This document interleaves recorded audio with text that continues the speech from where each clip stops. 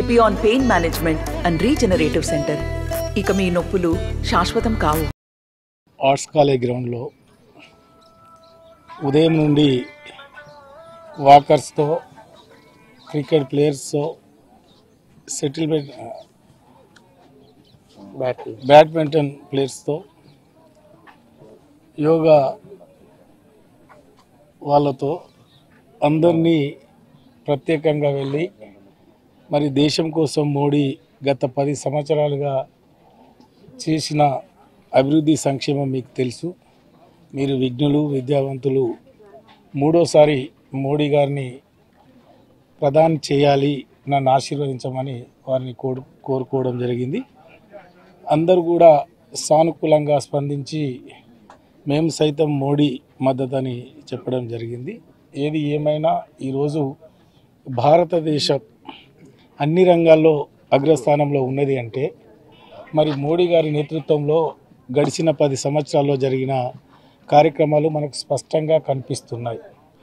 ఈరోజు బార్డర్ సంరక్షణలో కానీ, ఇతర దేశాలు మన దేశం వైపు కన్నెత్తి చూడకుండా కానీ, 370 ఆర్టికల్ కానీ, త్రిబుల్ తలాక్ కానీ, మహిళా రిజర్వేషన్ కానీ, లేదా ఇతరత్ర బ్రహ్మాండమైన అభివృద్ధి సంక్షేమ కార్యక్రమాలు కానీ ఈరోజు భారతదేశంలో ఉన్న ప్రజలందరూ మళ్ళోసారి మోడీ వైపు ఆలోచించే విధంగా, మోడీని ఆశీర్వదించే విధంగా రేపటి ఎన్నికలు జరగబోతున్నాయి. దాంట్లో భాగంగా మరి ఈరోజు వాకర్స్ అందరూ కూడా పూర్తి మద్దతు తెలిపినందుకు వారందరూ కూడా నేను ప్రత్యేకంగా